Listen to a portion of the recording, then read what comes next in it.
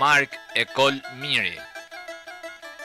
Malësia e Madhe historikisht është njëra ndër krahinat më të njohura shqiptare, kur rujti traditat dhe besën e burrnin. Malësorët ishin gjithmonë të gatshëm për çështjet kombëtare.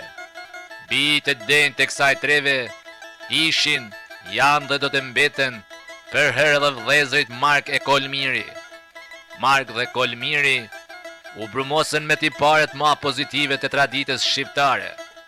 Ndikim të veçantë në formimin kombëtar të këtyre dy burrave legjendar të Malësisë kishte prirë si pamposhtur det Gjon Luli. Ky fis në Malësi u dogjen, u torturun, por kur nuk u shun. Forcat ndjekëse komuniste shqiptare në vitin 1947 kërkonin për t'i vrarë vëllezërit Miri, të cilët në atë kohë dimri kishin gjetur stërhim në Bukoviç.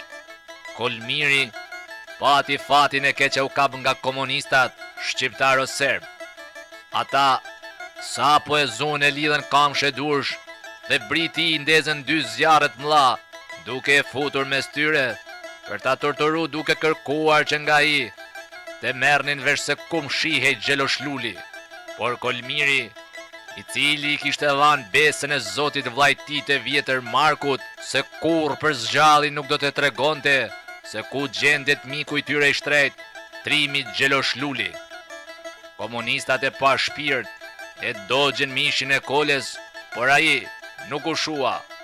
Kola, i lidhur duarve me tel të trash, arriti me ujë komunistave dhe plumave të forcave ushtarake të sigurimin shqiptar.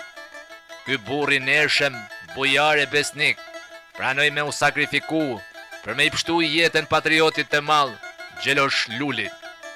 Kolmiri i Hotit qëndroi fort si shkam dhe pështoi jetën e Xhelosh Lulit e nuk pranoi me thy besën e shqiptarit, kjo traditë e vjetër mot mas motit në malet e Malësisë.